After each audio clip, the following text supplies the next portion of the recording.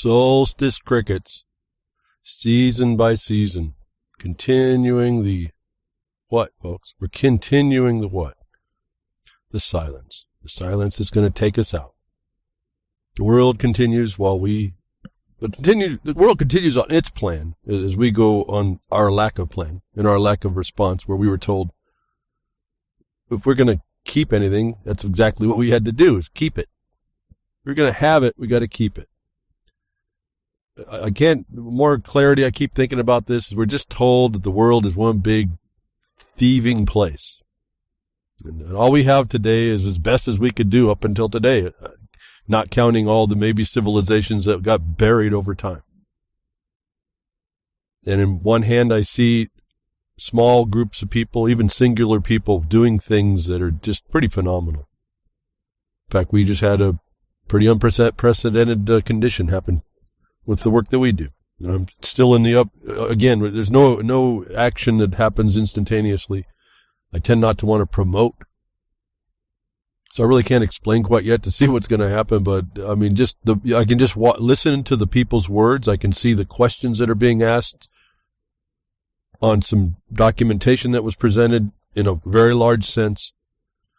People are just starting to get it, if they're getting it at all. They're just starting to see this global plan, which I've told you, it's just, I don't have any more words, really. There's no adjectives. It's just concentrated evil. We've gone off planet, folks. It's beyond.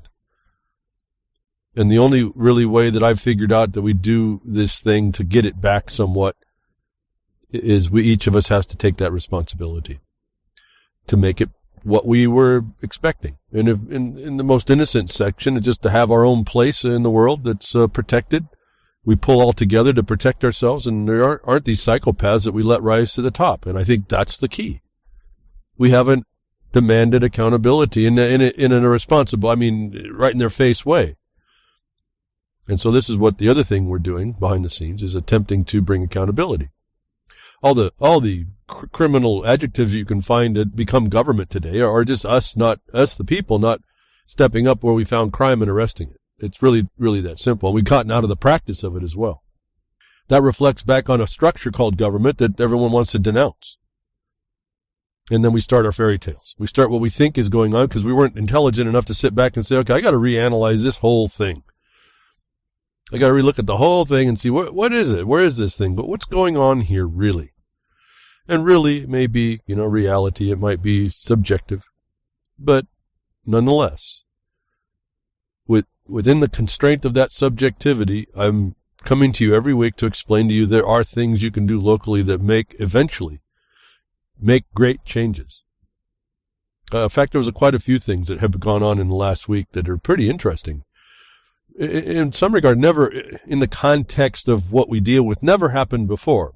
For example, area of critical environmental concern. It's this place that the federal agencies pull out of your public domain land, your public domain on the thing you call public land. They have management, and they pull it out and they say that the environment has to be protected here. There's a whole set of rules about how they have to do that, and they don't accomplish any of that. And I'll tell you about this thing called coordination, is where each one of you living in a county in the country can have a say. And if you do better, you get in with your government, the local county government, which has the duty and obligation to protect you, just as the Declaration of Independence instructs it shall. Not the way the Supreme Court has diminished the preamble, but in fact it does. We have it in writing everywhere we look when we know where to look. But the county officials are the ones with the power to protect you as that government was supposed to. It's the obligation and duty of that government entity. They have the power in the local sense to actually prosecute crimes as well. That has not been exercised for a long, long, long time. But these areas of critical environmental concern, they just throw these down, and they're withdrawals of productive use of the land and your actual ability to go on the land. And based on some filings, understanding the subject matter, staying right on point, don't get way off in the nonsense of what you might hear. We were able to affect one of those areas. I've never seen that happen before. The agency came back and had to cut away everything that, to ostensibly cut away everything that it actually didn't have authority to take when it offered that area in the first place. And our coordination response, together with some counties and some other things that happened, was the witness of the crime against the people that caused the BLM to turn around and reduce that area.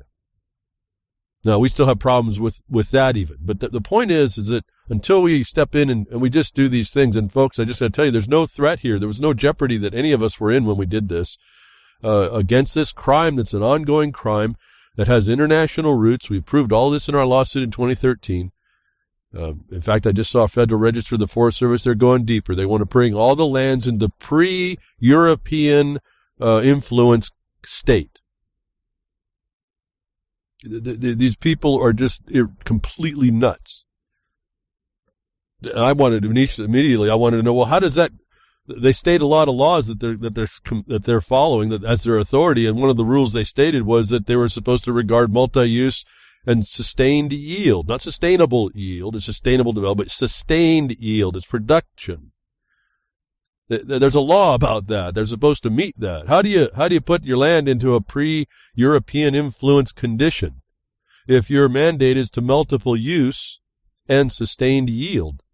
It is beyond me. These people look right past this to tell you they don't care. They don't care about you. They don't care about your land. They don't care about how your life is going to be. They don't care that the land can produce and give you a better life instead of austerity. They can give you abundance at some level. I'm not talking utopia. It's only within the constraints of the people that want to step up and do those things. But getting back to this, these successes. We got the crickets. The silence is going to get us. Then we see these little core things going on here and there. Catching the criminal, being the witness and catching the criminal. And watching them respond to being caught. That I'm trying to get you all to see you can step back into being effectual. Affect them and be effectual. To bring this thing back to where it went off the rails, and we didn't understand that. It's really up to us. I mentioned maybe last week the government may not have gone through its coordination to the government, to the rest of the governments, local governments, and maybe violating the 10th Amendment aspects of what coordination comes through. For those of you who want to see, Title 43, United States Code, Section 1712 is where you'll see the mandate. The supplemental guidance of which is the NEPA, National Environmental Policy Act, which when you look inside that isn't what these psychopaths, eco-terrorists, European influence idiots want to impose, but they regard what we need, mankind's needs, above that of the environment, actually. That y'all sitting back not realizing this, and I'm not saying I did 20 years ago, even 20. I've been doing this about 30 years now. I guess focused on this problem. Where'd American go, folks? I didn't know it then. Like I told you last week, I didn't know about, when you get into your high school, you listen to authority, you think it is authority. I mean, that's how you're brought up. They tell you got to do selective service or you're going to go to jail. Some people might be aware enough. They like Muhammad Ali. He decided I'm going to be a conscientious objector. I don't even like that term, but anyway, he decided, what did I know when I was doing? So I just was going to follow what they said because I just wasn't aware. That's how we all are. And today I'm a lot less myself. But who knows in what areas I still am. I catch myself periodically buying into false premises quite a bit, actually, just to kind of listen in on the conversation and go along. And then shortly right after I realize, wait a minute, that won't fly. And I can't really keep my peace anymore. I mean, it's just a violation. Not that I don't know that I try to insult anyone, but in clarifying the error, you insult people. And then I'm finding out more again, I'm just, at some point I try to be innocent to all this. There's people involved with everything you're hearing. They got a stake in it. They got a stake in that outcome. They got their hand in the pie somewhere behind the scenes, why they're even involved. I look at people, why are you even involved in this? And then later down the road, you find, well, they had a stake in that matter. That's why they were trying to get you to go that direction. And so we have to be aware enough to be present enough in order to counter all this nonsense. It's really everywhere. It's kind of a bizarre. That's the reality as well. That we have a place to be. But I told you that there's coordination requirements in the world. You can be a part of all that in learning how to re-engage this thing called government to these really ignorant people that are sitting in government that you put there by your vote. Because you're ignorant, so you put ignorance in. I notice when people are more well aware, well read, and well informed, they don't put those ignorant people in. It's really amazing how simple that works. So what I do, I've learned to, or tried to do, and learned to try and do, is this thing, what we have, what do we call education? Maybe the real education, where you're actually picking stuff up and then having to learn it. And then I've told you before, that's not the only thing. Knowledge of a thing is not the ability, the application of a thing. You have to learn how to do it, and there's a whole bunch of stuff around that. And that's just doing. You just start to learn to do. But this week we've had lots of interesting things. One of them was in coordination. One was a property owner standing up, happened to be a miner, a colleague of mine, who has patents. And I'm going to talk about how powerful patents are.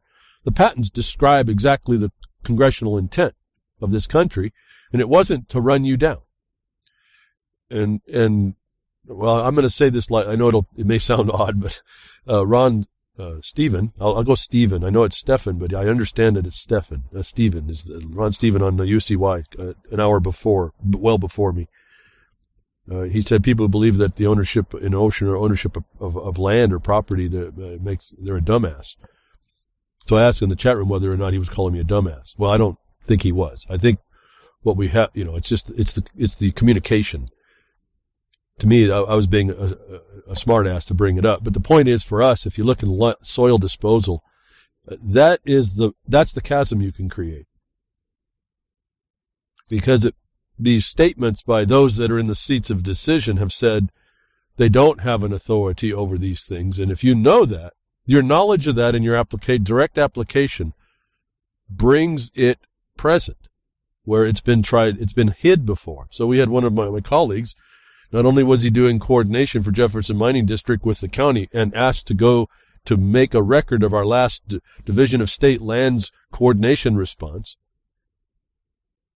he was also asked by an Oregon official to do so, to bring the fact of his problem with the mining condition for all miners and mining claims, and his privately to 3 patents they have over land. They have a 3-patent claim, which are 3 patents, which are different types of mineral patents, which also give the surface. The expressed will is stated right in there, becomes a contract that all y'all can stand on, that he brought forward, and this is how we analyze this, and we had him present it. Was it an impairment of the contract of the patent? For those of you that haven't quite got this idea that your deeds and things and you want to talk about allodial title, all that's nonsense when you get to the patent. In this country, United States of America, they issue letters patent, the patent to the conveyance. It's what you have to, here's what it is. It's not, the patent is not the answer. What it is it's ultimate evidence. It presumes a court of justice is there to recognize it. Now, we found out in 2013 that the Bar Association has now interfered with that. That makes them felons, and then when they go against and make war on the laws of the United States to interfere with that will, it makes them treasonous. This is not that hard to get at. But you have to prepare your mind and prepare by research and understanding the right stuff in order to get back at this, that we can bring accountability, that in the patent it says that the government is supposed to assist your development of your land. Assisting is not regulation, folks. And so all these land use codes are all violation. If you know, you come from the Corps. Now, if you come from land deeds or you come from warranty deed, you come from titles of less than fee simple, the ultimate evidence of which the fee simple is in the patent. You come with less or no evidence, then they treat you as less than fee simple. Now you are subject to that code, whatever you just describe it, whether it's corporate or government or whatever. I mean, it doesn't have it's a status. And so the knowledge of that and then the reapplication, we're seeing a great big unprecedented change. Not in what we're doing, because we've known to do this. It's developing over time the place to go do this and watching people respond appropriately. So just need to tell you, for all you all that are wondering where to go, you just got to get involved, and you'll see, and just find people that are doing better than what you hear out there. And you don't have to put yourself in jeopardy. You can still get this stuff going, and you can learn how to re-engage this. And we can put this. You want to put a genie back in the bottle. This is what this is going to be the first time in history we get to do that. The psychopath genie got out, and we can put him back. It's not really that hard, but it takes a while because all of us have a wrong idea of how things were supposed to be done. So we try to invent new things to fix things that were already sitting there to be done the way they were, but everybody has avoided or didn't know to engage. It was really refreshing to watch different people in different sectors of interest find our document to be interesting in different ways. In other words, we identified what amenities are. They're everything, essentially. Everything that you hear that eco-terrorists or these sustainable development plunderers use is an amenity. Natural resource services is amenity services. They have no value, folks. Zero value against a property right or the will of Congress. And yet they've gone this big, giant power. But once you see that, and you realize all they're doing is amenity-based felony in trespass upon your property, because it comes by some authority. They come under the color of authority. It's a felony. This is over, folks. It's just a matter of getting everyone else to see the law again and actually enforce it and become that witness to the crime and be your ally with everybody. There is no room for division, certainly, and that's what's killing us. But there's the answer here. In other words, this so-called liberty that we have is the order by which we afford it to ourselves. These consensus processes that they put on us. The consensus reality that you've heard in almost everywhere you bring up these psychopathic nonsense, religious sounding religiosities like climate change, like sustainable development. These things is all based in consensus reality. Is the felony? It's a felony. Consensus reality is a felony. If it's imposed nationally on everyone, it's treason. This is not hard to get at, and these are not obscured terms. They've been obscured to us, but they're not obscured term to understand. These are people making war on our lives. That's a crime. And what we haven't done is stepped up to enforce the law, and then now we're doing it. We're trying to show how, and this is why we don't get too promotion like, oh, we got this handled. This is a battlefield. America is no joke. We have people that are denying the law to you and to us, and so we have to go slow. We're having to make arrangements with the sheriff for how he's going to allow us to enforce the law, because he's not. That guy's not going to want to answer us, is he? And he doesn't. Neither anybody else that's been working in league with the organized criminal syndicate that we now call government, that's not actually functioning to be responsible to us. And so I've asked continually, step up where you can. It's a little different work, but it's required work here, and it doesn't put us in jeopardy like we might have done earlier, like I may have done in the 90s. I would have thrown I did. I mean, I threw myself. I didn't care about going into court. I went into court because it was a big lesson to me. I was learning stuff going in. I figured, okay, well, I'm only limited to the liability of the statute. That's only going to be cash. Ultimately, if I have to, I can make payments in my fine and fee and all this other stuff, my civil rights being imposed on me while I learn how to defeat these people. And I don't know that I think we've done a good job. I think we've done at least coming to the awareness. Now comes, as I've told you, there's a momentum that goes on. The psychopaths have got the mass of the people in a momentum contrary to their nature and their law.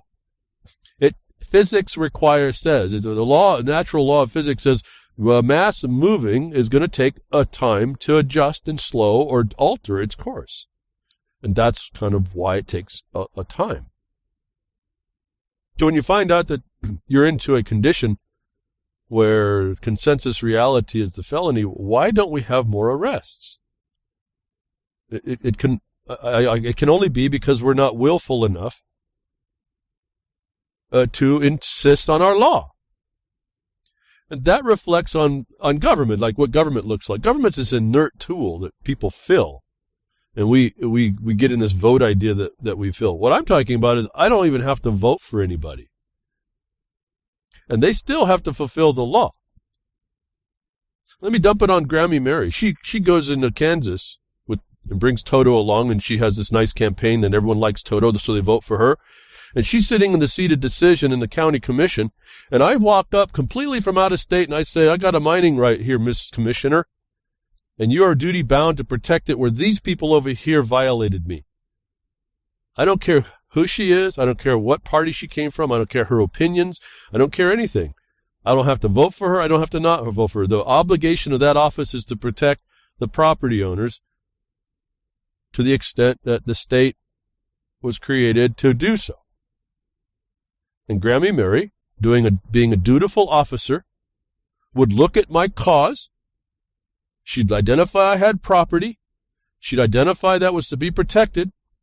If I was intelligent, I'd have the law that says it was to be the laws that she could use to say, yeah, I have probable cause as a commissioner to say, yeah, you are to be required be protected, and I'm the officer to help that. This wasn't supposed to be an antagonism. This was supposed to be how we moved ourselves along in the history of histories, how we came to a better place on a better shore to have a better life. And I can see it. I don't see it now as I was told it was there, but I still see it, and I think I see it in a much more substantial way. And our problem is we let the psychopaths rule the roost. We let the fox watch the hen house, however you want to consider yourself. And we didn't take the responsibility with the existing structure that's there to protect us, to have the system do what it was duty-bound to do for us. Instead, what we've allowed is a whole bunch of officers, supposed officers, and so-called representatives to represent to us what they have confined through their imposition of the bar mentality, bar association mentality of threat, implied quiet threat. In other words, if you don't do what we say, you could be held liable. And so everyone goes, ooh, because they're not, everyone who's in office is ignorant. And what they learn is not the law when they get in. What they learn is how to scam the system even more. Because it behooves them. Because the Bar Association is an occupying force and wants to advance itself because to its security. This is why I keep saying to you, last week it was the title of the broadcast was False Front. And as I say that, for those of you on Pastcast, if you want to use the content for this broadcast in the future, it's BTW RLM 167. BTW RLM 167. Put that all together in a search engine behind the Woodshed also, and you should be able to get the link for all the content that I may get to. Obviously, I'm already down the pike. I'm bleeding to death here on a whole other concept than when I started to talk about. But I'm leading there. This is the point. I'm trying to get people to understand it's a little bit to do, but it's not impossible, and we have it in us to do. And maybe I'm a peculiar bird that I've did a certain path, but I'm here to explain that. So this is not even, you don't have to say, oh, well, you did it. I can't do that. No, I'm here to explain it to you, or explain what I've seen. You can take as much as you need. And thank you for the couple of people that wrote emails. I hope I got to all of y'all that had that wrote to help, want to help. Again, my basic conversation with everybody would be, choose something that interests you to the passion level. That way you'll stick with it. It's just the way that works.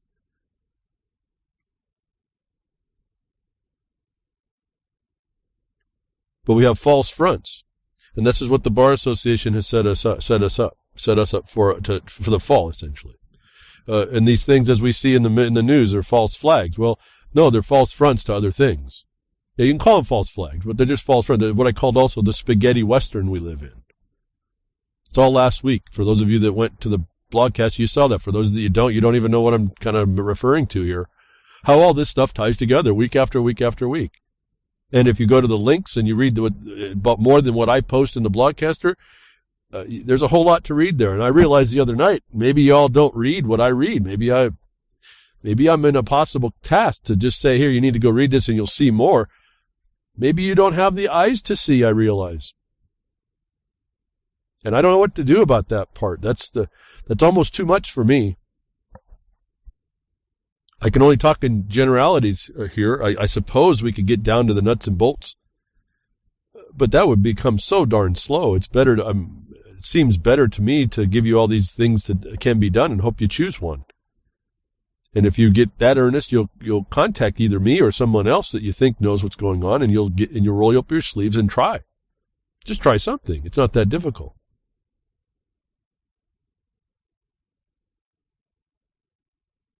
So we have consensus reality, which is really a felony against us. And consensus reality is inside a process called coordination, but on the cooperative agency side. And I told you last week that we were told that there's going to be this big interference by the military in a land that may or may not be ceded to the U.S. federal government. And I haven't even looked at all that.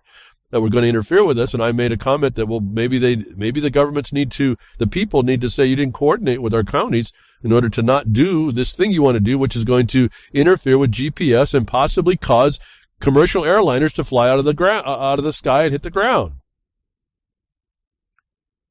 Remember, they've adjusted a lot of laws, like in Title 50. If you want to know weather modification, you're listening to Ron Stevens' show, talking about weather modification, a document. Go to Title 15. It's written right there. You want to see if they can do that to you? It's in Title 50, 1520A, where they say, well, we can do it as long as we give you notice. See, in America, it's due process. You get notice, opportunity, time, and place. They give you the notice. You now have the opportunity to respond. When you don't, you lose. They get to do whatever they want. We're in such a criminal state now that when they give you notice and you respond, they don't care, and they go. Well, last week, I told you that your GPS may not be working through the month of June. This week, the Navy canceled those planned GPS outages in Southern California.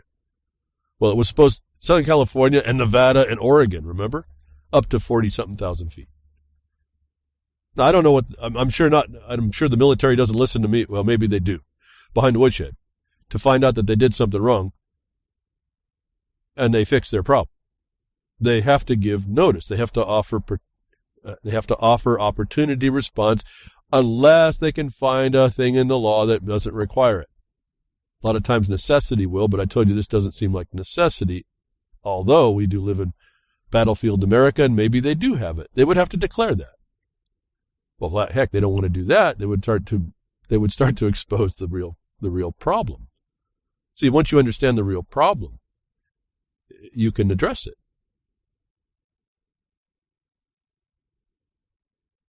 Once you get outside of being reactive and start getting responsive, they have trouble, a lot of trouble. As I've told you, it's kind of an astonishing thing. I know it's not a big deal. An area of critical environmental concern, the withdrawal of which is every use but to protect a creature in that area.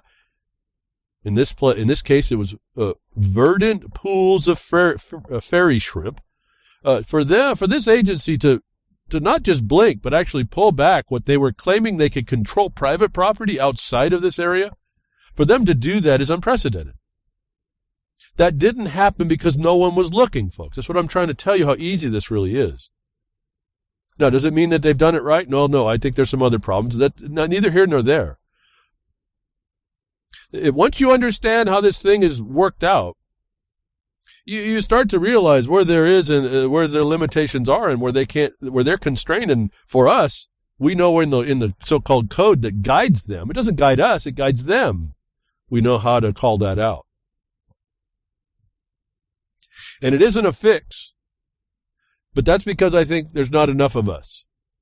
Well, I keep asking you, step up, step up, step up. I'm so disappointed at miners generally. The microcosm of the miner is the macrocosm we know as America.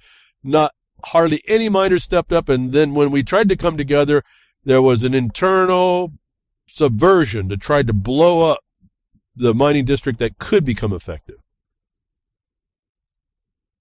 Now, we've gone on to do great things. The remainder of the miners went over and do useless things. And hurtful things, and things that are wasting time and cost tons of money. What we do costs hardly anything comparatively. Our time is spent in our lives dedicated to learning the laws that we should have been told before, that once you learn them, I become annoying to people, and I can't help it, folks. When I hear a statement that's wrong, I just got to give you the authority in the subject matter of my expertise. And I don't mean that as an expert, I mean what I've focused on. I don't mean to degrade anybody's point, but if they're going to say something wrong and it's in a thing that'll hurt others, I speak up. And I speak up in a pretty authoritative way. It's not oh, that one point's wrong. There's a whole reason why you're wrong. Your premise is set up wrong. And I guess that can be kind of annoying to people. I don't mean it to be that way, but I want them to know better, like I've seen. Because what I've seen and what we do with what I've seen and what other people have found and bring to the table, what building on this, is becoming effective. But it takes numbers. This is the problem. Going against the mass of the people, the public opinion, and the minority control of the herd. Only takes one or two sheepdogs, remember, to control the whole herd. Requires more that are not susceptible to sheepdogs or the rancher. And so information's key in the proper application of it. And I've asked you to, understand in a way you don't have to go out there and stick your face you don't have to stick your face underneath a jackboot in order to get this done. And then you start to understand that there's a way and dynamic to approach this. That consensus reality is felony on you. It should be about all you need. That you hear me week after week telling you it's everywhere. I tell you it's a target-rich environment. We're infiltrated and surrounded. This should not be a problem. You shouldn't be wasting too much time looking for some place to be passionate about that just gets in your craw that ain't right. And you are the determiner of how fast you go, so that's also on you. That we shouldn't be seeing this as a problem. That there is a liberty and order that we can follow, that we've made for ourselves, even if we didn't do the actual action, that's sitting there to be used, versus the fairy tale that we bring in a word that says that we're going to get rid of both liberty and order. In this word anarchy, essentially. That there's tools that we can use that bring liberty and order and bring settlement and peace to our lives that didn't exist prior to what we have today, and all based in what I can now see is based in this law of the land, not the one by the legal, but the actual land, the obligations and duties of government to that. And that puts everybody that's in those offices subject to that servitude, that responsibility, the liability, the culpability, the fiduciary breach, as you've heard me say. That this information that we get is all powerful. The inculcation is all powerful. When I talk about educating, we're trying to do it in the right way, where you get everything else from outside the world, the media and stuff is giving you things that are not correct. Which gets us to we start vacillating, well, what do we have to do here? We abandon what was given to us and we just adopt a bunch of other things. I'm really, I don't even want to get too deep into that. I'm really critical. I'm really disappointed in this anarchy idea. It's not what people say. It was the establishment of liberty and order. That's the opposite of the lack of both. That's anarchy. And it's attached to anarchy is attached to a society that had liberty and order. That the wholesale throwing out because you're being oppressed by people, psychopaths in the government, you throw out what was established, is really not a proper response. The information you get is all powerful. You respond in these reflexive type knee-jerk reactions. That's why I've been almost not hypercritical, I guess, but super critical, I guess I'll say, of this Snow Job Snowden guy. And I'm talking a little bit. Now my mind just kind of went to the Freakers Ball talking about, and thank you, Solomon, for your words. I appreciate the insights that you have and what you're saying and your support of the broadcast and what I'm bringing. That actually Solomon made a comment to that, which was exactly on point. My problem with Snow Job Snowden and why I believed that, and I still believe it, and Greenwald and all these guys they want to give you so much information at a time, they want to launder the information to you, and the WikiLeaks and all that, is that, and I think Solomon said this, and if I'm wrong, it's a paraphrase, and that's where I'm going to go with this because it made a lot of sense in what I've been saying. Not because it's what I've been saying, but because it is what the problem is that I see in these guys like Snowjob, who was really parroting. Yes, he brought the information to us, and yes, he showed us how comprehensive, but that was the deal. That was the plan. He was just parroting what the other guy in 2005 was saying was already there. That I think it was Solomon's words, even paraphrased here, that he said, Snowden sets up a dialectic narrative to trigger self-censorship. It's a dialectic narrative to trigger self-censorship, was exactly what I said. I even brought up the report, the study that was done by the university in the past, behind the Woodshed broadcast, that proved that's what's happened since he's come out. In one regard, I have no more thought than what I told you he would do has been proven, that is reflected in what Solomon said is my problem as part of the snow job. It's what I see going on in lots of places elsewise, whether or not people are cognizant of it or unconscious to it. They promote these dialectic narratives that they've been programmed with.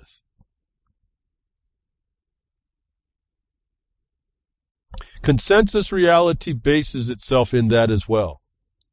In other words, you get a consensus of scientists that say that so-called science says, another magi. Science says, open the door, right? So science says there's climate change and it's causing this and causing that. Is not a reality. It's a felony. Until we actually get that. It's a dialectic narrative that causes self-censorship. So, thank you, I guess, as I remember Solomon, I think, saying that. Completely consistent with what I'm saying when I say about this snow job study. Whether all this information that comes out to you through the internet and all the stuff that I care that you care enough to be able to filter it, not just denounce it, but identify it for what it is and move identically opposite to what it's attempting to get you to do by responsive action. And not only as the action, but as the example of the action. In other words, as we move through our process and exampling of what we find we need to do, that shows other people how to go about doing it to that level, wherever that went. It may not reach all levels, it may not reach all things or touch all matters, but it goes there and shows an example that it's possible. Right now, we need a ton of that. And we get this developing information, and Battlefield America, watch out. I get to keep thinking about this jade helm that I think we're underneath this continuing military operation that goes through the South and all. And I think somehow I get this idea. We haven't heard much about it. I'm not going to bring it up more than just to say that's just the thing that keeps coming back. I think we're just in a continuing military operation. That's one of them. And we start hearing these things, and just to go through pretty quickly on how they get us to go in a narrative. We either self-censorship. Self-censorship can be just as easy as denouncing something and not moving to counter it. The scope of that is immense, actually. This Orlando shooting thing came up. False information. There's information that comes out, and you got to kind of parse through it. The taking of the time of doing that can be a waste of time too, unless there is a point to why you're doing it to identify the method. I think is very important. And how what they're doing evolves, because I told you they're an amoeba, these people. They will find out how you resist and what you do and how you respond, and they will alter their next action based on their finding of your awareness of the newness of these things. That in the story of the Orlando, and I won't touch this more than to show you all the false information that comes out, that should get your mind around how this is working. Why? Because we need to find out, even put it in the category of more probable than not that it was something. And so we can start to identify the real culprits, and that should fortify you locally. In other words, when we're doing what we're doing locally, we find out these officials, wherever they are, whether they're federal FBI or the NSA coming in or a TSA putting on no-fly lists, and the state, the governor being part of the problem, and you see how you can identify them for who they are, and you no longer have that doubt in your mind. Not just to the point of, oh, they're all no good. I mean specific, causable causal, I should say, causal statements. This Orlando thing came out, and one really quick information came out about somebody else in Santa Monica that was stopped with guns and bombs and all this other thing. And I looked at that, all happening on the same day, folks. And I said, this is going to blow up. There's something else about this. Now, I certainly can't tell you everything. I wasn't there. I'm not seeing it. I'm only knowing what I'm seeing here. But it has come out now that that Santa Monican guy actually was looking for help by the Santa Monica police, because when that Orlando dude got snuffed, that wasn't part of the plan that the Santa Monica guy bought into as a team member with that guy in Orlando. Should explain to you that we're being played. It's beyond now saying it's a hoax, a false front, a combination of the two. We have active operations going on to control it's a terror operation, folks. It's a war of terror. Now, once this happened, his story came out, it got shut down for a while. Then took a few days for people on the internet to pick up, and I was happy someone picked it up. I don't have the time to really go after this. You get a link, you can start reading this. I'm sure you can get on the internet and find it now. But I looked at this little thing, this little anomaly at the same time as Orlando in Santa Monica on the same thing over the same subject matter. I said, this is evidence of a bigger military operation. I put it in that case because I don't see police and the military or these ways that they do this as any different than a military execution over your life, an occupation over your life. Now, when you look at the sequence of events immediately around this Santa Monica dude, there's something else going on. There's something way bigger, way beyond. That if you're not aware of these things, you can start to get into the complacency of just denying it, just calling it a false flag, just calling it a hoax, whatever you want to call it. You've just titled it, and it wasn't any of that. It's exactly what they're trying to do. It's a dialectic narrative to to impose self-censorship. And inaction is the bigger problem for me.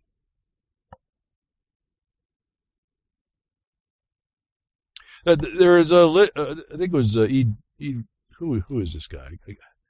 I have a problem with him anyway, but at any rate, he does some good stuff anyway. G. Edward Griffin. I didn't like his Jekyll Hyde thing over the Jekyll Island story because he was wrong on the dead of night imposition of the Fed. That didn't happen. That's not in the law. The record shows it wasn't done in the dead of night. And the last day, it possibly could happen in December. It happened a few weeks before the Christmas, and it happened in the lawful processes that the Fed was born. Born, like a corporation is born. Okay. And so his story always has a problem with me.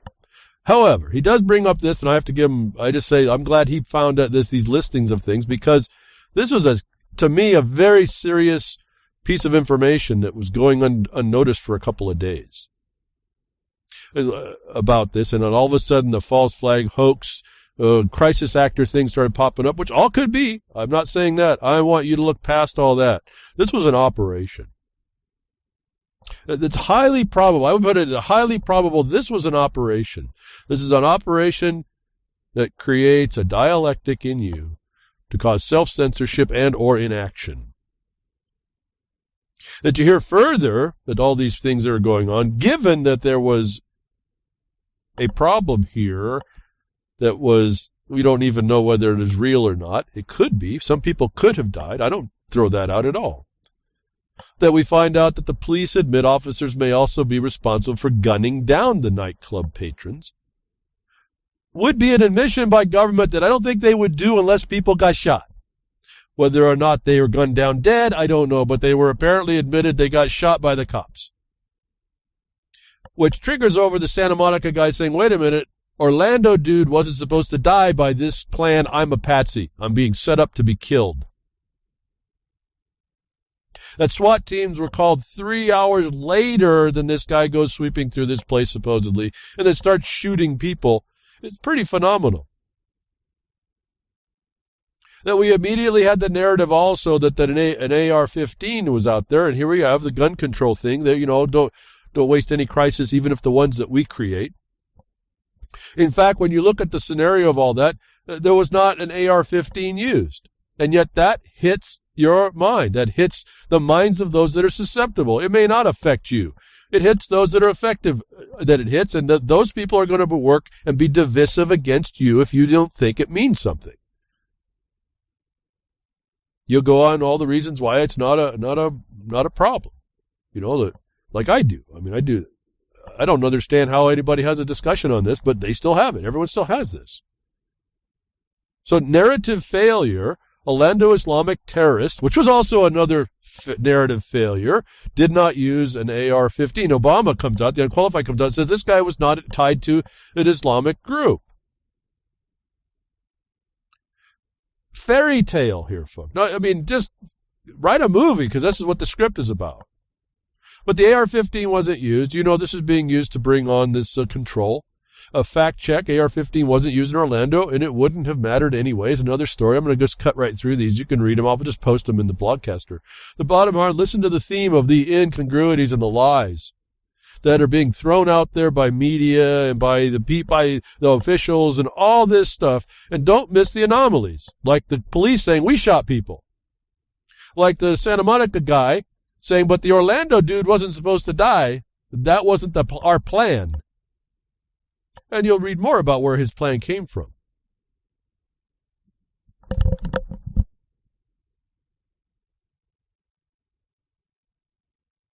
For those of you that are into showing the problem,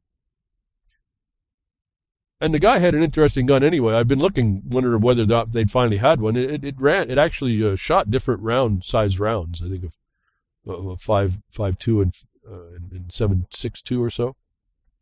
My thought was, I wondered if they had a rotary magazine shotgun that I could put underneath that. That'd be kind of a neat one. But at any rate, so when you hear someone call AR-15 an assault rifle, show them this. Was an interesting list of things. AR doesn't stand for assault rifle. It stands for the company who first designed that gun many, many, many years ago. And it's not the military version. But this is the narratives they keep throwing on you.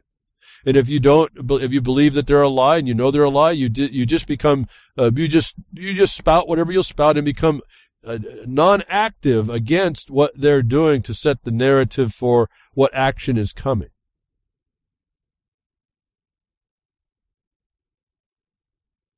Armalite rifle. Does that sound familiar, folks? Armalite rifle.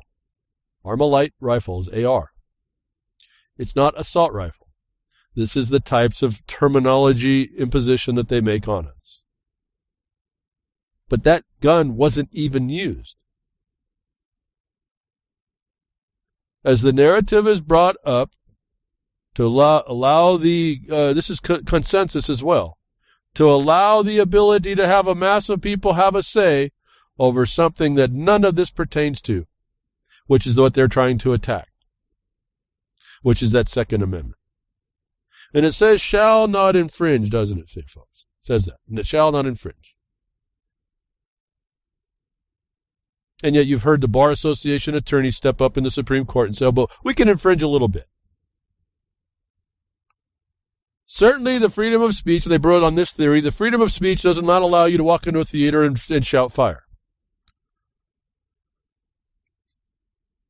And that's how they infringe the Second Amendment.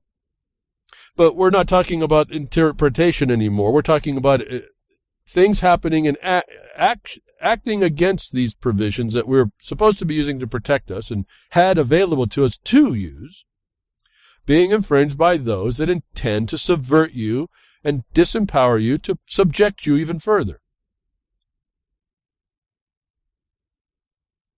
I mentioned to you a long while back that Donald Trump appears to be so far left of Hillary, it's scary, that Hillary is a rhino con, just a warmonger, and I don't think Trump is out of that either. That notwithstanding the fact of the really stupidity behind national elections now anymore, that I told you that watch out what you think is going on with this guy Trump. So I'm just trying to look at this thing as a effectiveness. I told you, whenever he talks about subject matter I've researched over a long time, he does not have a clue on what the subject matter is to even make a comment that he makes a comment on, and he's speaking to everyone's emotions. No different than Obama did, but in a slightly different way. He's taking a different tack, but he's appealing to certain emotions, which are now being said to breach on over now into the to those that are feeling the burn. Last week it came out after the Orlando thing that Trump, he just speaks. He just talks. Donald Trump just flipped on gun control. If you don't think this is focused on one of these major aspects of fundamental rights of your life and the destruction of your way of life and your ability to protect that, this guy came out to the NRA and said he sported the idea that he would protect gun rights. He was in favor of it. I think he's a concealed weapons permit holder. If you even needed that, that's a violation in my mind. The courts have said that's okay. I can't overturn that by myself, but that's still a goal at some point. Come with the proper discussion. Like, court, you didn't have a jurisdiction to even discuss my right. It was fundamental. It's outside of your jurisdiction. I don't hear anybody talking like that. No, they come by way of, we got to have a permit, and then you failed to give me one, and so now you've agreed you're subject to that authority, that regulation authority, instead of saying, no, like I'm doing in the mining law, that was a productive right outside of commerce. You don't have an authority. That's an obligation and duty on government, or you're a felon. How's that? Donald Trump just flipped on gun control was the title. He said after the Orlando shooting that he agrees that people on watch lists should not have the right to bear arms.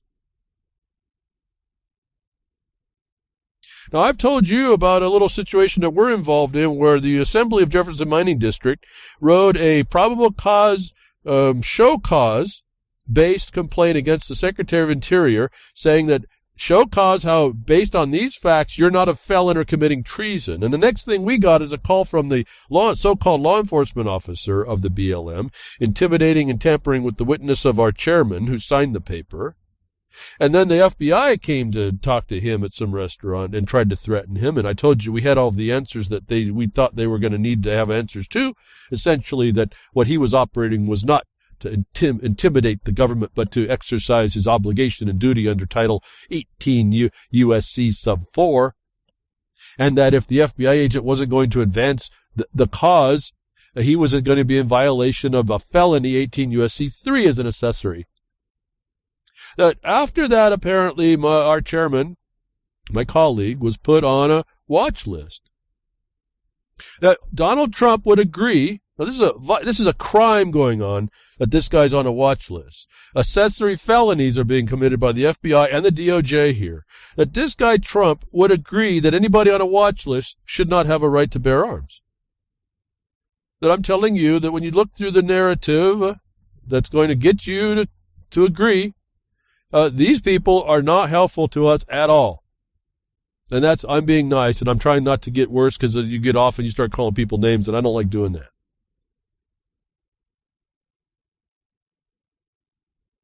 We have to have a better thought about what's coming on us. The reactive response. We're going to build a wall. Don't go stop bombing those people so they stop getting in their canoes with their ACAT carrying camels and come across the Atlantic. No, don't stop bombing them and to keep them from coming over. No, keep bombing them and then build a wall around your place. Snicker, snicker. No, everyone inside the wall doesn't realize they can't get out now. If that hasn't been done by all the State Department impositions on your right to travel about. You're free to travel. What a lie. And yet we didn't notice it. Nobody with a Second Amendment right has said anything about that. The Oath Keepers stepped up. They're going to come and help us. They're going to do what we're supposed to do. They're all trained. Look where that's gotten y'all. And I've tried to tell you that everyone's reacting to the wrong premise, and so they're going to do the wrong things, if they're even intentioned correctly. I see this all the time. So I said in a Twitter, those of you that want to follow, not that I don't have that many followers, but at any rate, as Grammy Mary calls them stalkers, I wonder, because a lot of them don't interact, so I wonder what all this is. But behind a Woodshed in Twitter, I said, this is not Trump flipping, this is Trump slipping. He slipped. That wasn't supposed to come out so soon that he was actually willing to denigrate your rights. The uninfringible. This is not in favor of Colonel Sanders is not in favor of Hillary or anybody, libertarians or anything else. In fact, if I ever get down the road here, not even in the libertarian, the guy that didn't get elected in McAfee. I mean, he just spouted off some stuff. I go, well, why were you interested in that instead of this other thing that's more substantial to us? If you're an American president, so-called. So Donald Trump comes out right after this, Orlando, and he agrees that he's going to interfere with your rights if you're on a watch list. It's an unlawful, no due process, based on necessity, extrajudicial. We get to beat you up in Battlefield America discussion. That's what this guy agrees to. Who used his knee-jerk responses and not goes to the cause in order to keep you from having to do knee-jerk responses. It's the way of the world anymore. He's also responding to consensus mass opinion, if you understand that. That's a felony against you, this guy Trump. Now, I don't want to condemn him. Maybe he's a great guy, and maybe he has an odd way about him. And I'll tell you what, I appreciate the honesty of New Yorkers. I have some good friends from New York that they have this attitude. It's just great. I appreciate it all to heck, all to Hades and back.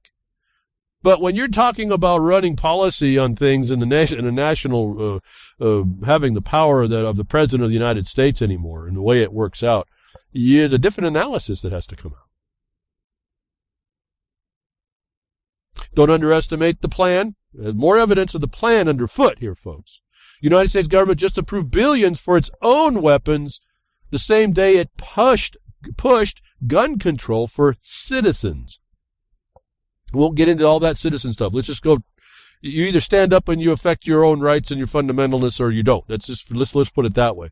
But did you understand that the same day that they pushed gun legislation after Orlando, which appears to be a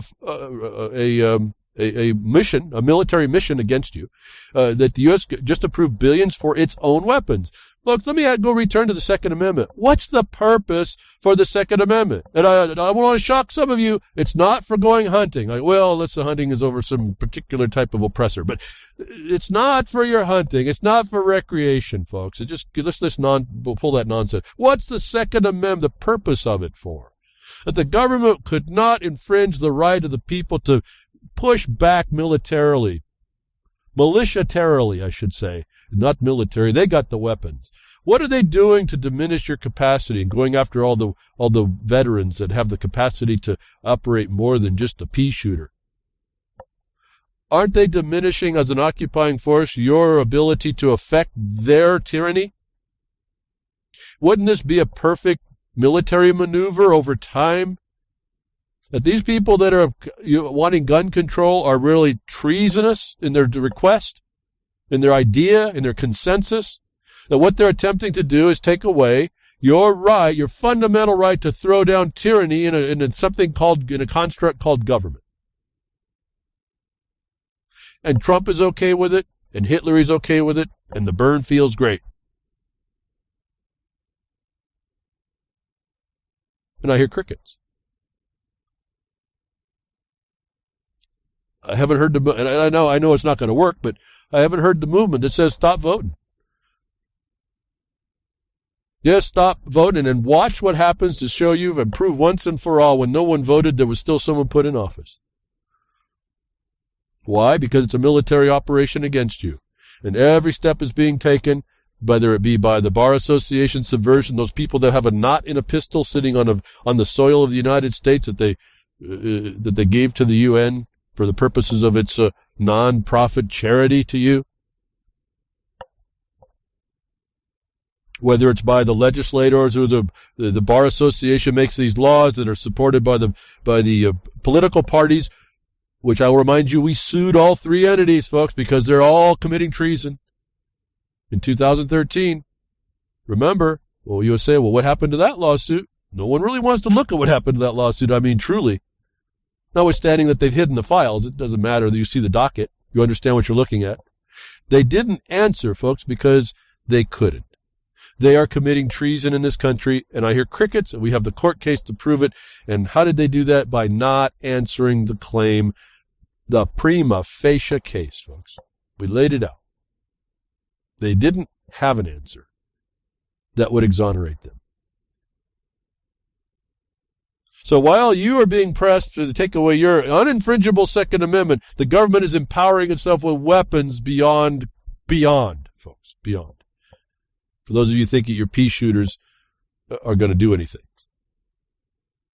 It's always astonishing me. How the heck, in other countries, it's supposed to be less free, why everyone has a rocket launcher and a big military weapon and anti-aircraft, this and that. What happened? What happened, folks, in America? All at the same time this week, Social Security comes out with final rules. Did you know about them? Did you know you had an input on those? Talk about coordination. Talk about your combat possibilities. Why aren't we exercising those? Those are non-threatening, no jeopardy on those. Why aren't each of us writing these comments and then giving ourselves standing to make this so difficult on them to pull this off that they can't? The final rules are disclosed on how Social Security Administration plans to disarm its beneficiaries. All this is coming back out again, all the same week after Orlando. I don't even want to go talk about it. You can read these stories all yourself. You know some of these. My listeners know about it, but it's not just knowing about it and dismissing it. Self-censoring against proper action is what they want. They go after your mental capacities, and this is one of the things about that the Supreme Court put in. Well, if you have a mental incapacity, you shouldn't have the right to bear arms. I don't see that in the Second Amendment. It's meant to have every able-bodied man, woman, and maybe even child. I say child adverse, and I don't mean the wards of the state. I mean your offspring, your sons and daughters, to fight against the tyrants in government when they come after you. I see no mental incapacity as a limitation there, folks. And yet there's a whole rule set that's come out, and I hear crickets on that. Some of you should be interested.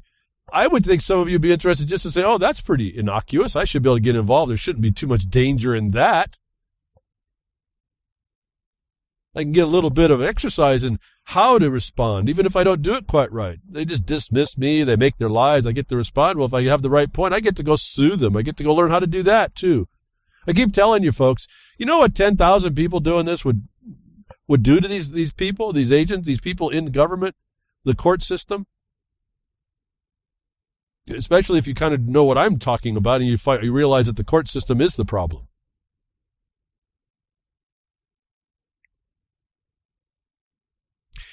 Again, the trust, right? You lost it. If you can't trust government, we're going to have a problem. Came right out of the mouth of the unqualified one. And I told you the very next week, you're right, we got a problem. We got a big problem. But all y'all that are crickets are agreeing that the problem is not important enough. That the distrust is okay. And you allow the psychopath to rule you. You allow this corruption, these lies, these criminals, these liars, these cheaters, these thieves, these plunderers, however word you want to call them, they come in and they go there because you let them rise to the top in the cockistocracy you live in. It's pretty simple. And as I said that, thank you again to Solomon. Again, clarity. The long-distance communication that we have is kind of difficult at some level. But he brings up this idea that you don't want to do a lot of this for yourself. And I have to kind of agree. Till I see different, I have to agree. Not that I'm agreeing that he doesn't. I mean, that's what I see. He sees, I see. He sees it from Brazilistan. How clear is this that he sees it from across the equator, folks?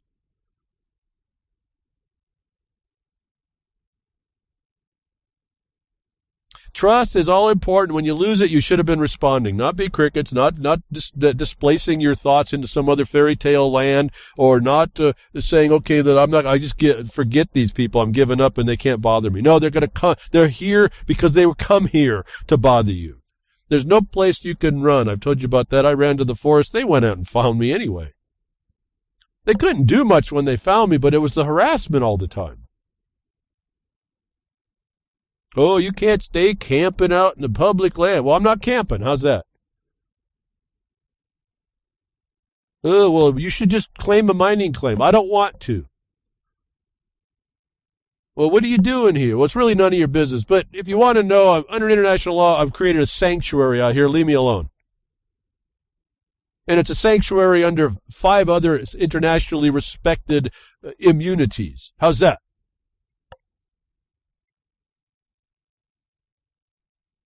Do you have a concept in your mouth, folks? I mean, it's got to be there in your mind to say this stuff, to go after these psychopaths that come after you, the implementers of the psychopathy. You have to be the so-called sovereign you expect to be if this is going to work out. And the order and liberty that's created in all of us having so-called sovereignty amongst ourselves is our respect to ourselves in a unified society. The destruction of liberty and order of which is anarchy. Simple. That's the definition. It's no question, except for in the recent few years after 9/11. Another dialectic narrative that gets you to be self-censor in a way that's ineffectual. So get back to trust. That's all. That's our currency, actually. We can't trust each other. We got problems. It's not just the government. But Obama said it. You can't trust the government. We got a problem. We got a problem, folks. The government's here every day to tell you that. We have a problem. And that's there to your notice, your due process, your notice, giving you the opportunity to respond. And if you don't, they take your silence as their license. They take your engagement as that license to continue the process.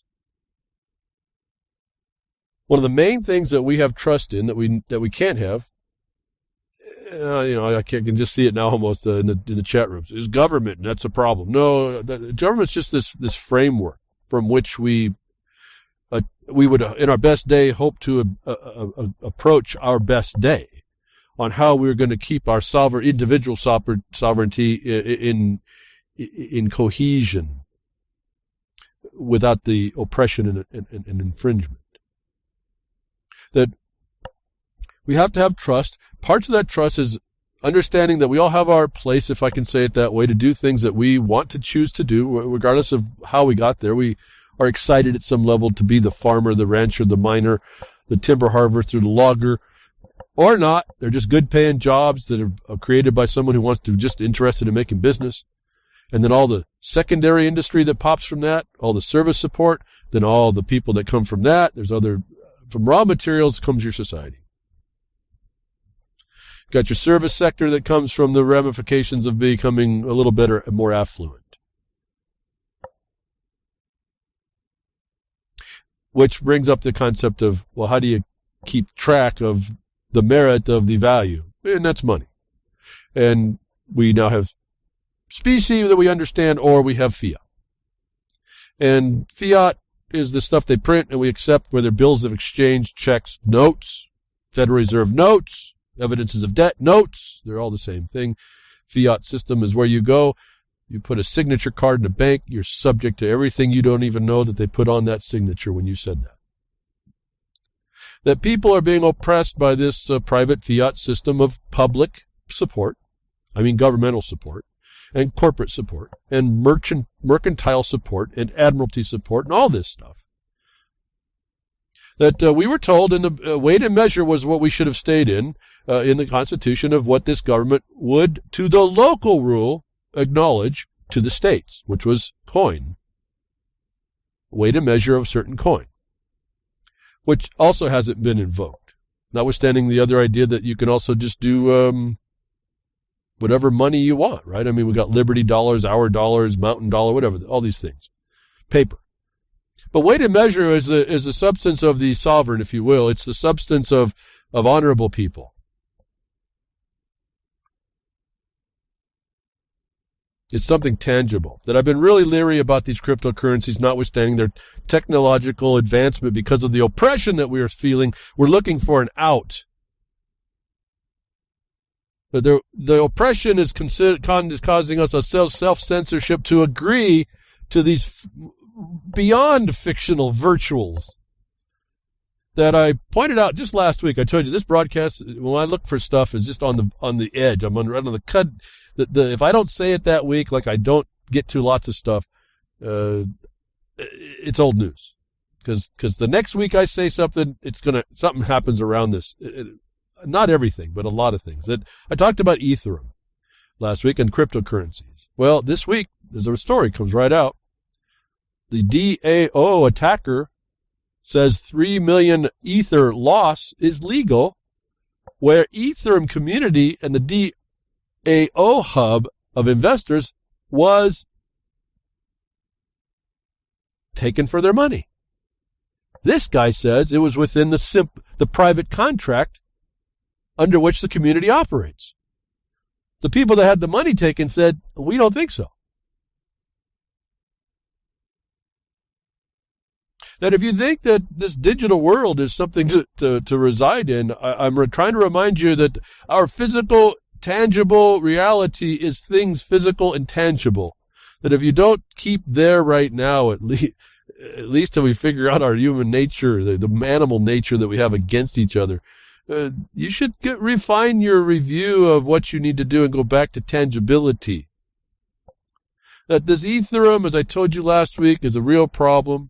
This isn't even to do with big data or beyond big data. This has to do with the people involved. Every monkey trying to do what they can do to take advantage and then claim it wasn't and this and that, and no one has a defense against it. Last week, if you went to the blogcast, you read that these contracts that they write are so error-filled, it's beyond. I mean, they're astonishingly error-filled as a code, from a coding standpoint. That I told you, when you get into this digital arena, you're going to have to know about those. You're going to have to be a programmer, essentially. And you're going to have to know the nuances of this. And how do you know the unknown when you got someone that's kind of looking for exploitive power? Now, this letter might actually be that was printed out by this so-called attacker, which, if this is correct, if it's not a hoax, if this is not a cover for what happened to the Ethereum community and $50 million being stolen from 3.6 million ethers, which that's their monetary, their unit as an ether. If we're not talking ether, folks, it doesn't exist. If you're not getting a clue here, I don't know what to say. But even if that letter is a hoax, they still lost apparently $50 million. But at the end of the letter, the guy calls himself the attacker. And my view was right there, even if we had an ability to go after him, and he is of existence, he did go to a lawyer and he says it's legal. By his own designation, if this is true, he didn't call himself someone who was actually conforming with the contract. He was admitting he was the attacker to it. The point for me is that $50 million is lost, and nobody but one, an exploiter, jumped in and grabbed it. That the virtual currency evaporated in a couple mouse clicks each time he went in and took his little bit of parasite food. He was able to, in his little mind, justify the removal of $50 million. Simple contracts are better contracts. What we can do from the meltdown of the DAO. And this is these blog links will tell you a little bit about what these designators are, and I don't remember now. I don't have the time to get too personal. When I start seeing they have this kind of problem early on, this kind of money shifting hands into people's without any cause, these are not ready for us, really, and I don't know if they'll ever be ready. Maybe the next generations that are brought up being coders, maybe they'll have a little better handle, but they won't understand there's a whole other legal world around this that you better also be savvy to as well. That we don't have any of these problems when we go to Weight and Measure, have a coin in our pocket.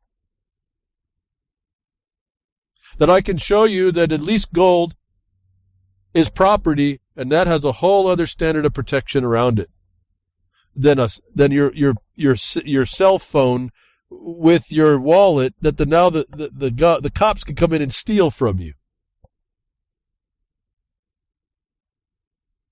That they're talking about simple contracts or better contracts. We've got to simplify to try and answer this admitted meltdown. There's nothing melted down like gold into coin. No, this virtual community, all believing and trusting that globally they can use this digital world in cryptocurrency. That melted down over last week, gone, evaporated into someone else's wallet. You know what's in your wallet, folks? Listen how they prepared us for that one. The discussion around this Ethereum is how, you can't possibly know all the vulnerabilities to it. that I'm asking you to, yes, I think it's fascinating stuff. And, at some level, these digital currencies would allow me to ask for certain donations I don't ask for. The so-called monetary type would certainly help what I do on that side. No, instead I've asked for donations and contributions of information and questions and what do you need. That's what I have available. I could certainly use that technology, but it's just a sieve of problems. That they're willing to lose $50 billion and take it on the chin, and then we'll learn by making things simpler. The underlying premise of which is sitting on a fault, a major fault, a couple of them.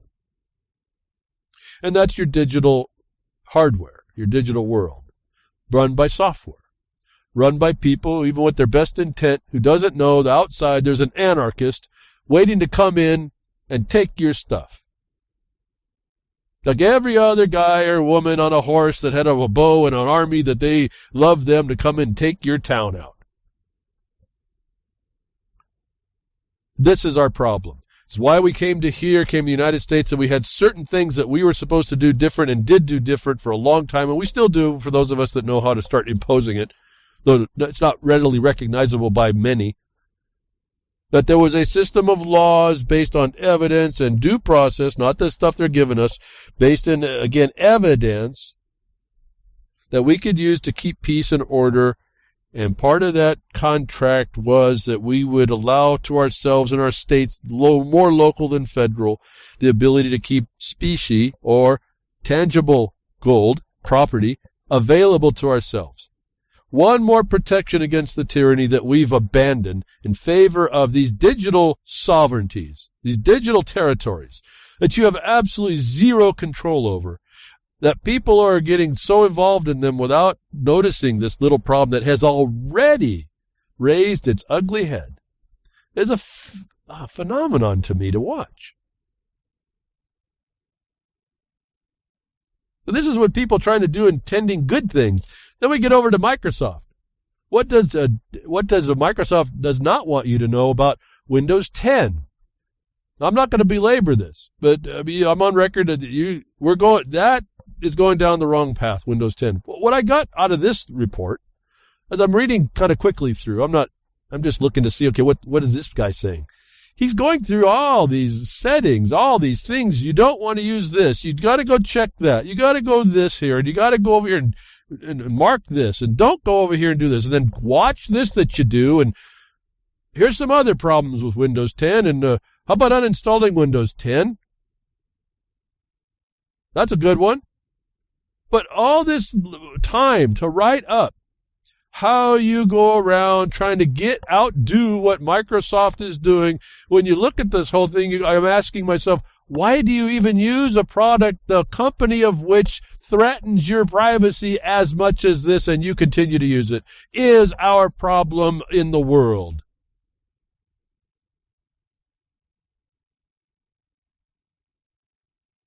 Why would you even think to start going through all that? That's the software on top of the hardware. And this is a company that's going for profit. We're now way out of Ethereum, although Microsoft is tied into that, you see. How that behooves Microsoft and watching out that someone can take all that based on some legal theory is beyond me to conceptualize. I'm just not wired that way to figure out how you, well, I guess if you're not worried about integrity, you don't care, do you? No, their product is full of these holes. And we have to make the hard choice, and at some point it's going to come. I mean, the broadcast may degrade if it's ever gone to the point long enough that I cannot use some of the programs I use that require the Windows. And hopefully, I'm hoping that those that are independent and use hopefully AMD is still clean enough, AMD processors and maybe a Linux distribution, maybe they'll come up with the answers by the time I get there. I'm hoping so, because I can't do it myself. Windows is tying into Ethereum that's got just a sieve of problems, insecurities. Windows 10 is malware. We have people trying to explain how to make it less like malware. is our problem.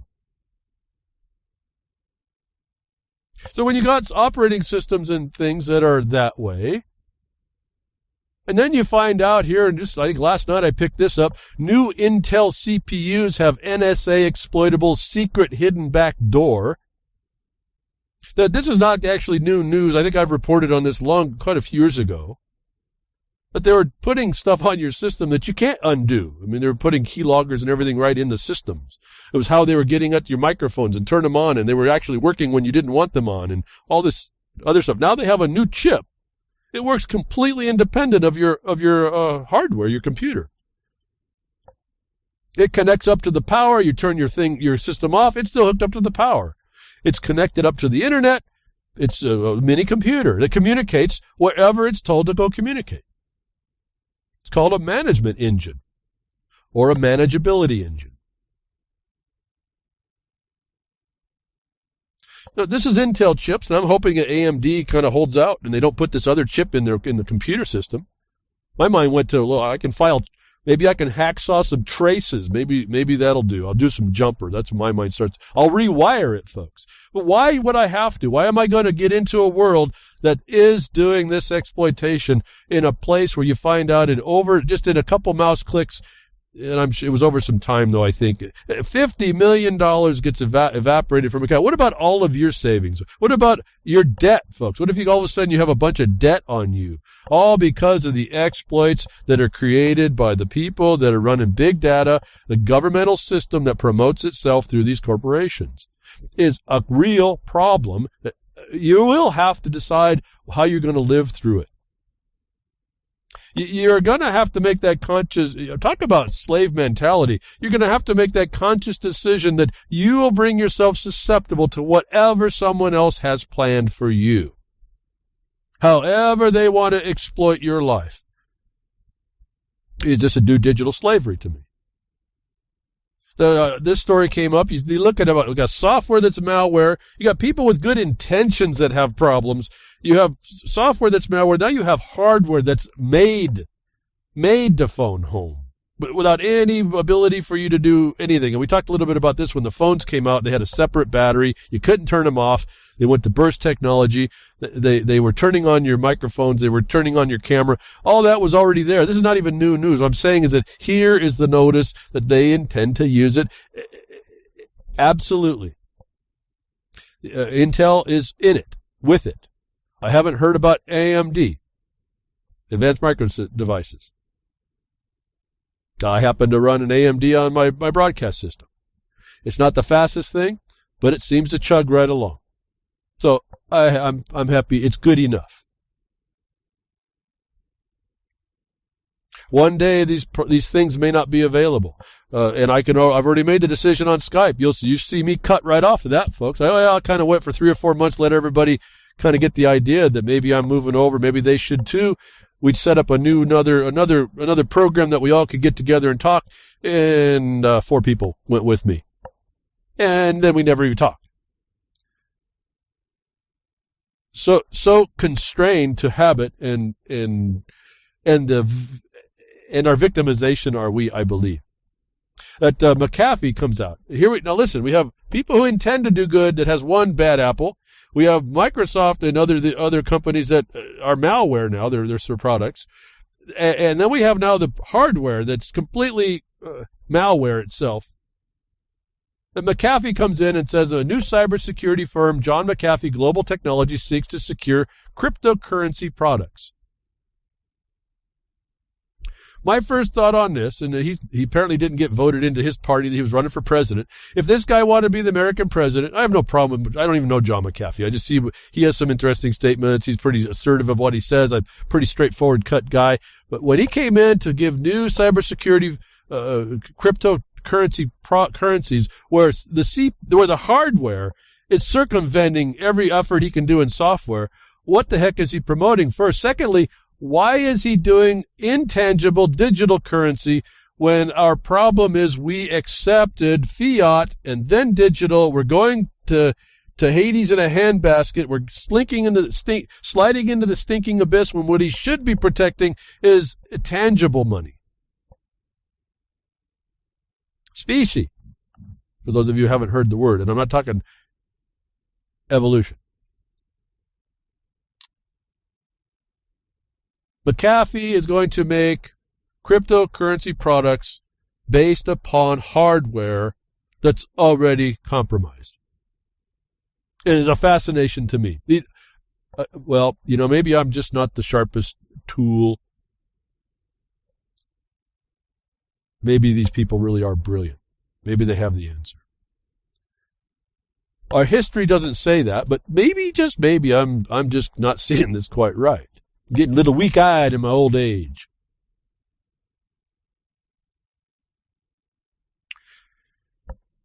The complete digital universe, the complete digital territory is not where you are sovereign. Let's put it that way. And we are just falling right into all of that. I told you when Microsoft bought Skype, we all had to conjecturally, but it made sense at the time. It still makes plenty of sense. That there was complaint that Microsoft paid like $8 billion for Skype. Why'd they pay so much? And I said it was to get the encryption. They needed it to be able to tap in. You saw that's exactly what they went. They went from centralized servers, and they went right after picking up everything you use on Skype, which is when I found that out, I stopped using it completely. That I told you about big data, silent weapons, quiet wars. It's on the bottom of the broadcaster page. This is your future. This is these digital. I hate the word virtual as well. These are real enough, but they're digital. Electrons and positron holes and all this other material science stuff that gets them to do what they need to you, the future they want. That all these things are big data sponge places that they get you to plug into.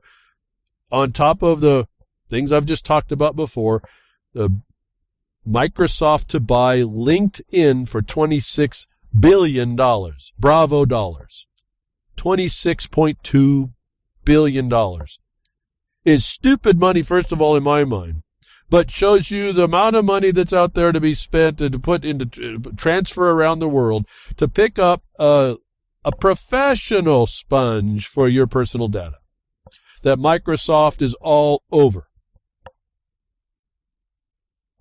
And I don't know how many times I get people send emails, oh, you've been asked to join LinkedIn and become, some kind of a connection. I said, nope, I'm not going to do any of that.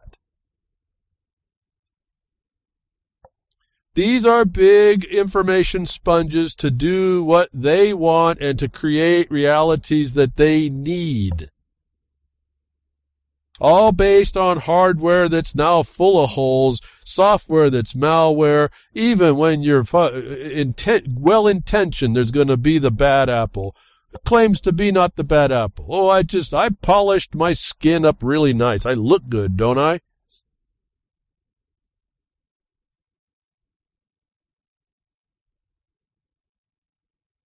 The war against you is being waged every day. Silent against you, the silent weapons against you are your future prison.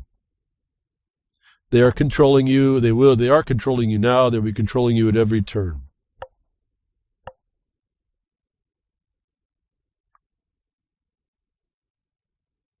I'm sitting here pausing. What do I say?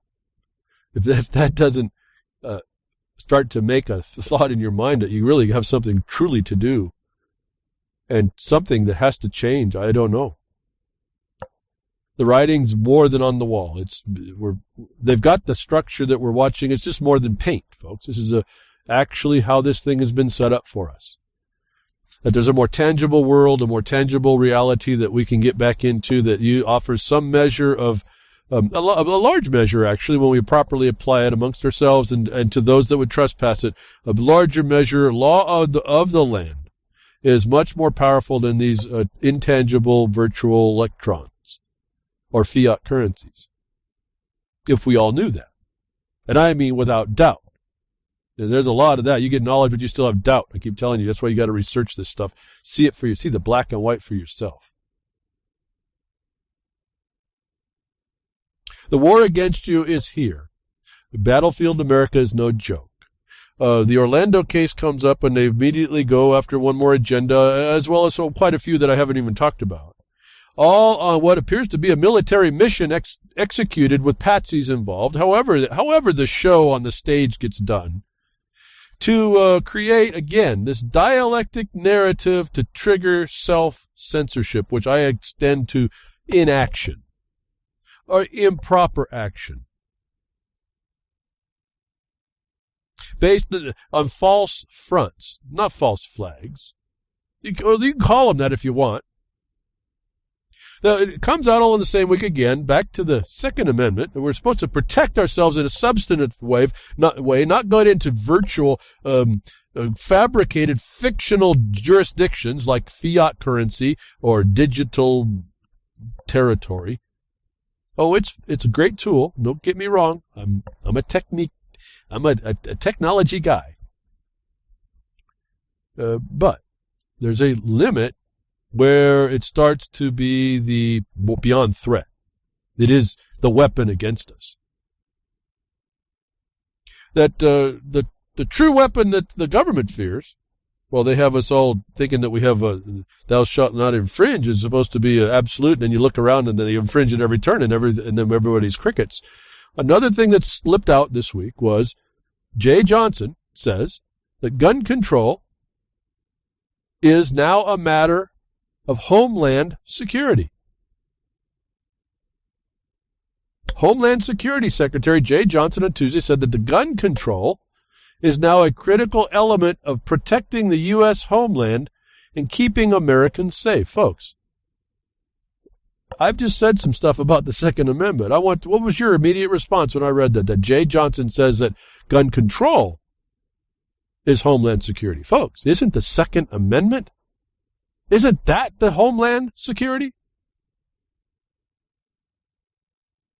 Isn't the Second Amendment not subject to Department of Homeland Security? Isn't it the statement of the fulfillment of the fundamental right, beyond any infringement, that we have, the government can expect we shall move against a lawless government? That this guy saying that the department, this is the executive branch saying that that gun control is a matter of Homeland Security, is not the height of the message to you that these people are warring against you. Isn't the Second Amendment the actual measure for Homeland Security? That this guy, the war, or the weapon, the government against you, that just put billions into their weapons and put gun control legislation on you to stop your ability to stop their transgressions, says that gun control is actually Homeland Security. I submit the Second Amendment is actual Homeland Security, and guess what? Crickets don't have guns. Crickets don't have arms. And that's why this guy can say what he just said, and it goes a week and no one says anything against it. And what little bit does get said is stated by associations of representation, not by those having the fundamental right to exert that protection for the so-called homeland. Gun control is not the people's security. It certainly is the aggressor occupier's need. Again, Lieber Code says the occupying force will do everything it can and has to in order to secure itself.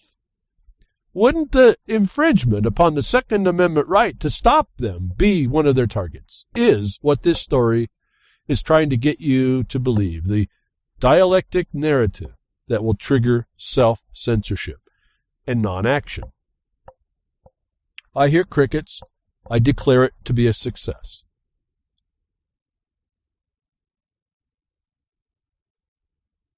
Dialectic narratives. What you don't understand about what you need, your fundamental needs, being all controlled as they are still having to be supplied by you, and that's one of the first things they take out. The messages are out there. The notice to us that there's something on the winds, whether or not how much you want to get buying into it and the immediacy of it, well, that's up to each one of us to decide. But one of the other weapons against us is certainly, we've been talking about fiat currencies. Now, digital currencies is a monetary system, a money system that right now is completely controlled, and I've been saying you better move on over to something of substance to protect yourself. Admittedly, I'm not the expert. There's just some sense that has to be made of this, and you have to respond to that sense, the good sense that's being made. That a Deutsche Bank's shocking ECB rant warns of social unrest and another Great Depression was a story that came out. That I'm just going to have this as reference, but I want to point out something here, folks. If you haven't looked around, we're in a depression.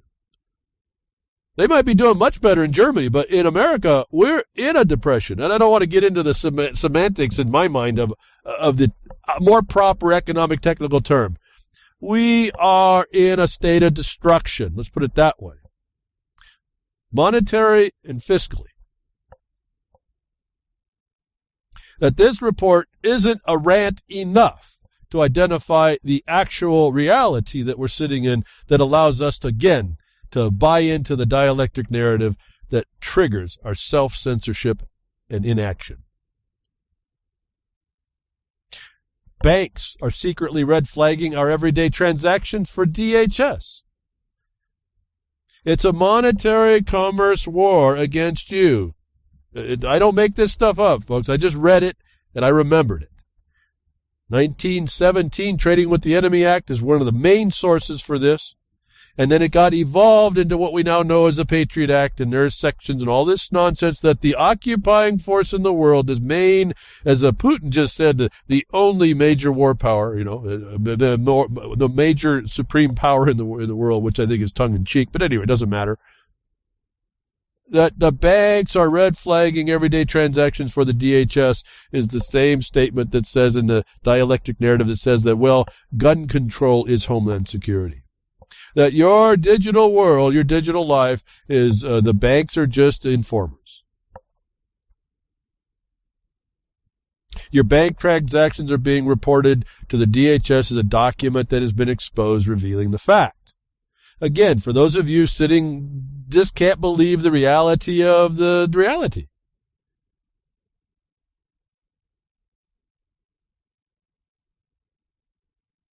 Yeah, it's big deal to deal with all this stuff. As long as we stay tied in, we have some measure of having that ring in the nose becoming the accessory to the crime against us. The removal of the ring allows you some measure of freedom, puts you under different servitudes. When you step out of that thing, you got a different style of oppression that comes up, but that's the honest one. That's the one where you actually know they are the oppressor, occupier, and they have no law. Now, for some reason, that's a whole lot more secure to me to know that than the one where I was under the illusion that that wasn't the case. If I hadn't have been in that more clear mind of that was the reality, I couldn't come up with what I do today. Or the ability to take something I don't know that anybody else in the world even looked at. That was spoken to before, but kind of absorbed in this narrative that goes on to quell our independent, our non-dependent considerations, was this chasm between commerce and land, soil disposal, productive life versus commerce life. The actual nature of us versus the fictional. Finding that has had to come. It could not have come without me being able to throw the truth in my face that we are living in an occupying sense. An oppressor is amongst us under the color of benefice. That every tool it creates, this critter creates, is to your demise a control, subjection, construction, fiction, and essentially ineffectuality in your life. You become the host to the parasite.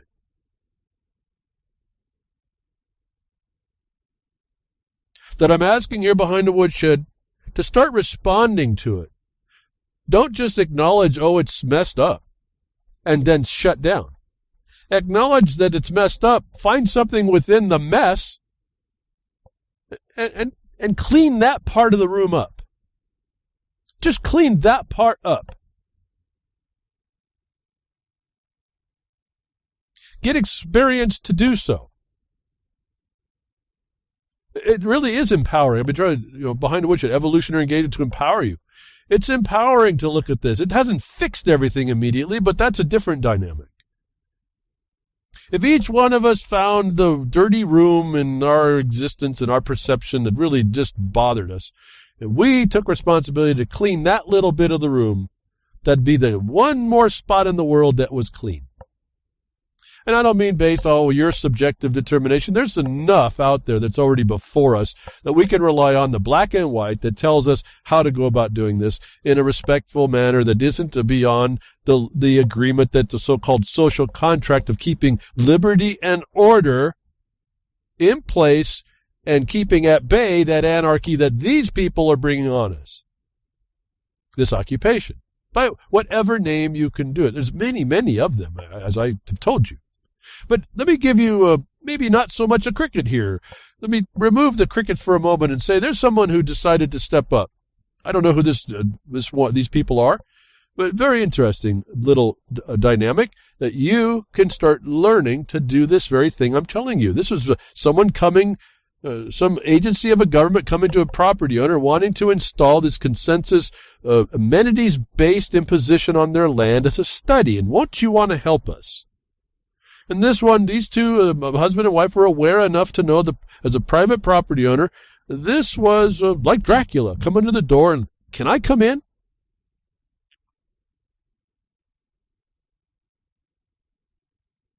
The setup here, the Oregon Department of Fish and Wildlife wanted to study frogs on the property belonging to private homeowner. The homeowner was willing to oblige, but first the Oregon Department of Fish and Wildlife would have to get a taste of their own bureaucratic penalties that they place on the public. So this is taking a problem, thinking about it, and reapplying this back without risk to you, and by exercising that sovereignty that sits in the land, in the soil, that underpins this country, that you can put back on them. I thought this was more of an example of what could be done by someone and has the property owner who can know where his land title, his ultimate title is, can do.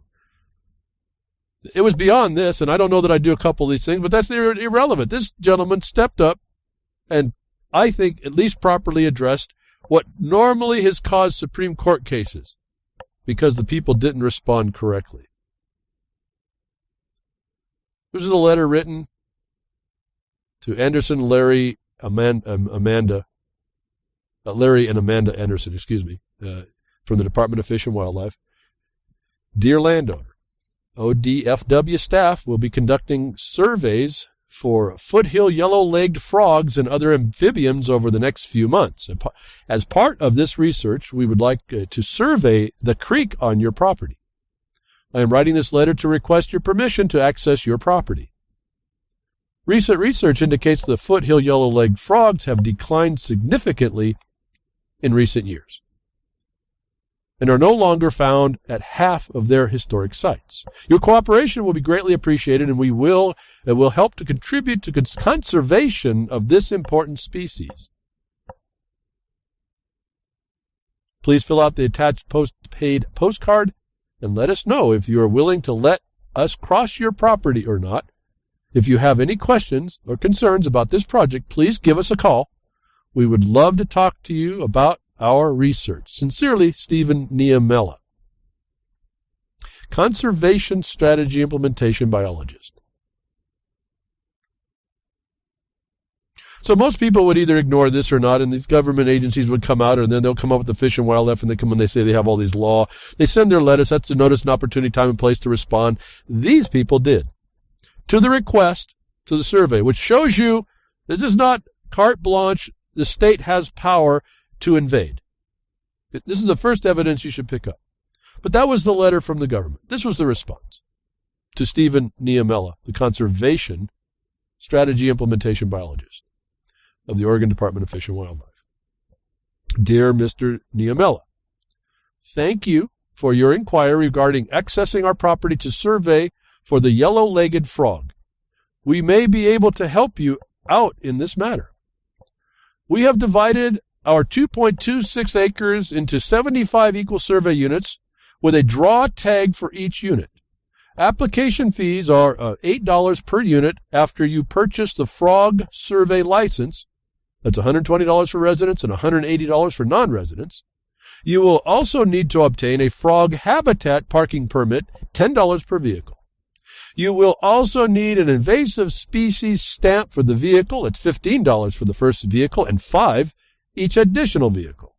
You will want to also register at the check station to have your vehicle inspected for non-native plant life prior to entering our property.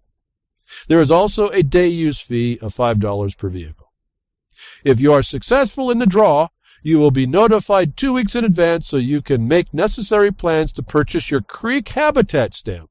That's $18 residents and $140 for non-residents. Survey units open between 8 a.m. and 3 p.m., but you cannot commence survey until 9 a.m. and must cease all survey activity after 1 p.m. Survey gear can only include a net with a 2-inch diameter made of 100% organic cotton netting with no longer than an 18-inch handle, non-weighted, and no deeper than 6 feet from the net frame to the bottom of the net. Handles can only be made of BPA-free plastics or wooden handles. After 1 p.m., you can use the net with a 3-inch diameter if you purchase the frog net endorsement, which is $75 for residents and $250 for non-residents. Any frogs captured that are released will need to be released with the approved release device back into the environment unharmed. As of June 1st, we are also offering draw tags for our premier survey units. An application to, again, only $8 per application. However, all fees can be waived if you can verify native Indian tribal rights and status. You will also need to provide evidence of successful completion of the frog surveys and comprehensive course on frog identification, safe handling practices, self-defense strategies for frog attacks. This course is offered online through an accredited program for a nominal fee of $750. Please let us know if we can be of assistance to you. Otherwise, we decline access to our property, but appreciate your inquiry. Sincerely, Larry and Amanda Anderson. Would that be enough said, folks? Somebody who understands his property rights, as evidenced by the nonsense that a bureaucracy will put, took his power within the property to assert the very same thing. I was cautious about even allowing myself, I would be cautious, but about allowing even the idea that they could even fulfill all of that. Now, that's how treacherous these people are. But you notice he did a very brilliant point. He made this pursuant to a draw, which can be denied, right? So there was his little, to my mind, his little out. To do exactly what bureaucracy does to you, where they have no right, this property owner had the power to do against the agency. I suspect we're not going to hear this property in the Supreme Court at any time. This is the evidence of what I tell you, properly responding. When a government letter comes to you, this happens to be on this eco-terrorist conservation felony against people that I speak about all the time. That's why I probably am reading it, because it's the kind of things that we do. This is not the original letter I've seen that has done this. I'm just telling you this is the latest one that I've seen come out. And they had quite a bit in it. I thought the draw was particularly attuned. We've done it ourselves in our own claims, where we've actually told the Forest Service, if you want to administer the law, you have to come to us for permits, and we're going to ask you for the bond, the permit, the applications, the fees, and all that. We've said it ourselves. But this says that you, as a property owner, the law of the land has power against the state. It's not omnipotent, omnipresent. If I can refer to what Ron was talking about, you're not the slave here. And I want to make that distinction. You're not the slave in this capacity, in this status. You might be in about every other place, but not here. And this is even above if these people even know about whether or not they claimed a deed. You understand, notwithstanding whatever the property was listed as in the record, if these conservationist biologists went and looked, it still required the request, didn't it? A small glimpse of our ability to properly respond. I thought this was brilliant. It happened to come at the right time when you kind of need some of this stuff to see that we're just not, we're only helpless because we're the victim we've wanted to be. Not only is this the proper response, it was creatively done, correct? I have a smile on my face if the guy who wrote that didn't, for himself and herself, the wife.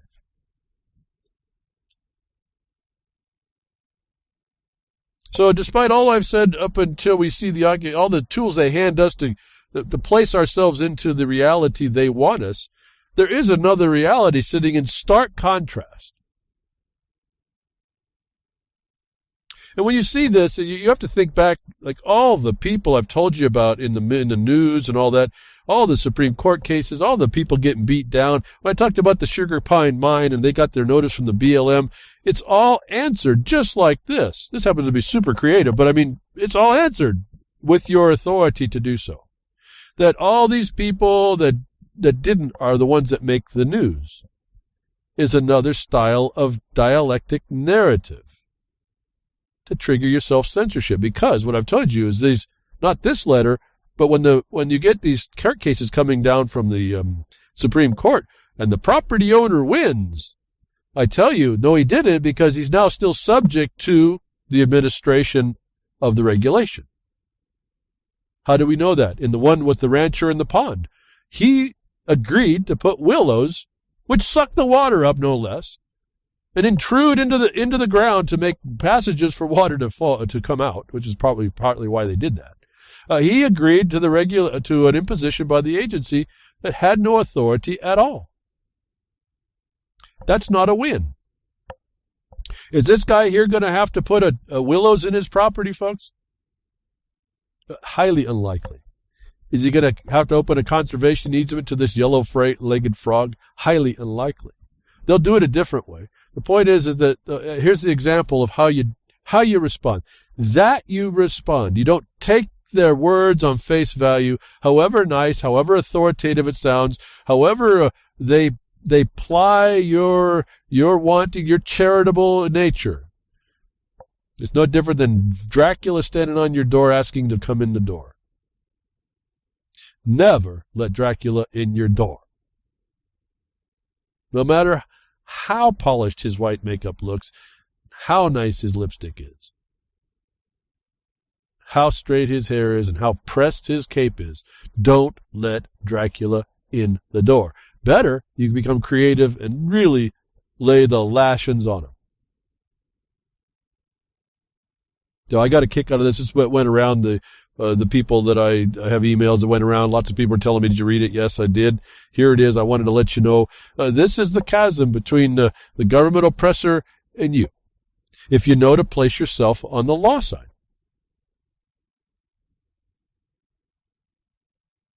Who'd have thunk it, folks? Been involved all this time. I didn't realize there was a frog survey and you comprehensive course. I couldn't afford to pay it. I couldn't even be this conservation biologist. But, you know, the taxpayers got all the money in the world. They could actually pay for this accredited program. Because you always want to be knowing of your self-defense strategies for frog attack. Remember that. Don't ever walk out in the forest. There's another thing. Don't walk in the forest. Though. These frogs are cagey. You'd probably be money well spent to contact this guy and pay the money.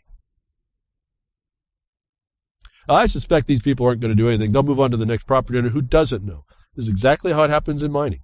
They'll, like I told you last week, I got miners that I'm helping that help themselves, really. I just kind of guide their study and their how they think about how they're going to approach the problem, anticipate what's going to happen in the future. All the guys that I'm helping are all working.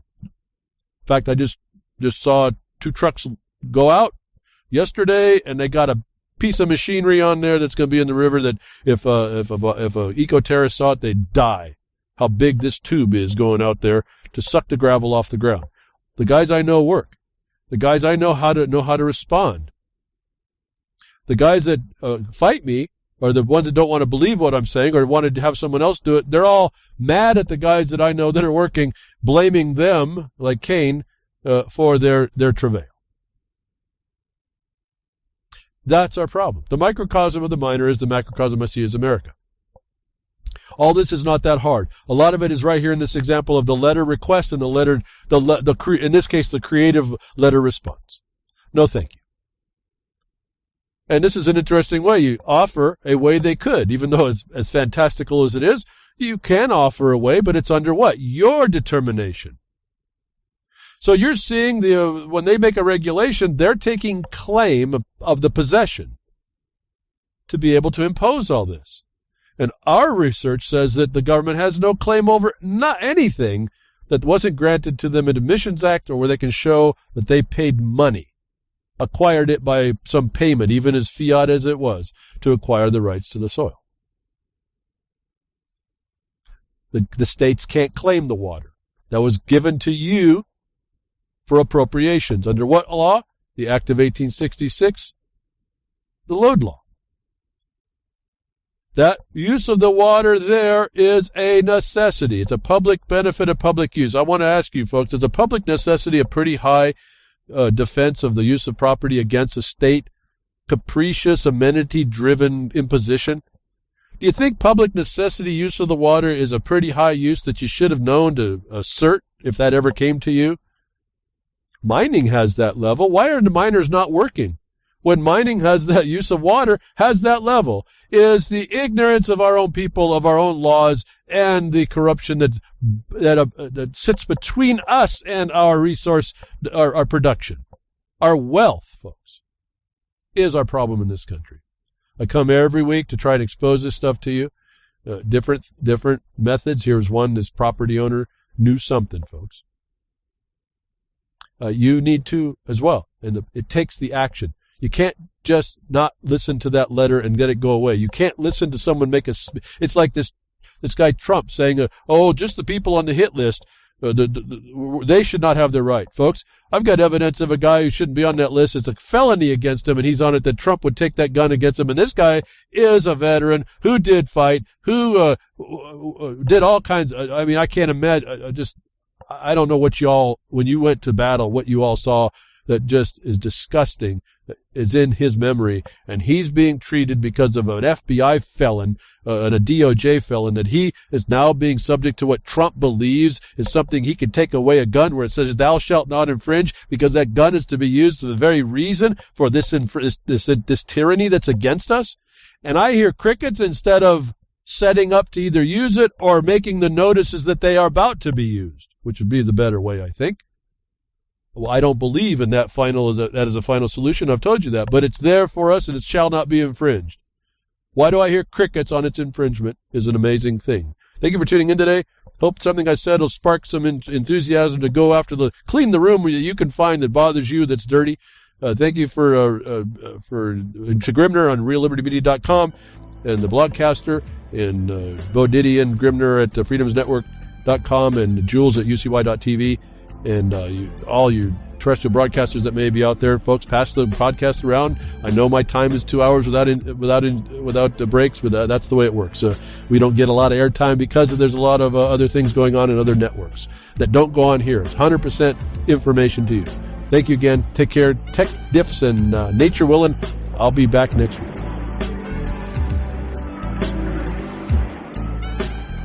Well, that's another lesson. I hope with today's information you can take it to those that misbehave. From behind the woodshed, leaving his mark on the beast, this is Hal Anthony. Till next time, journey with purpose.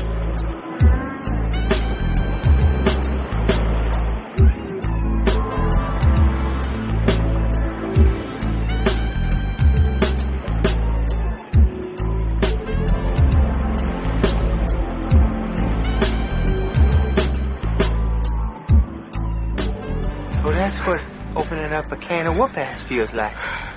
Son, you just opened a whole case of whoop-ass.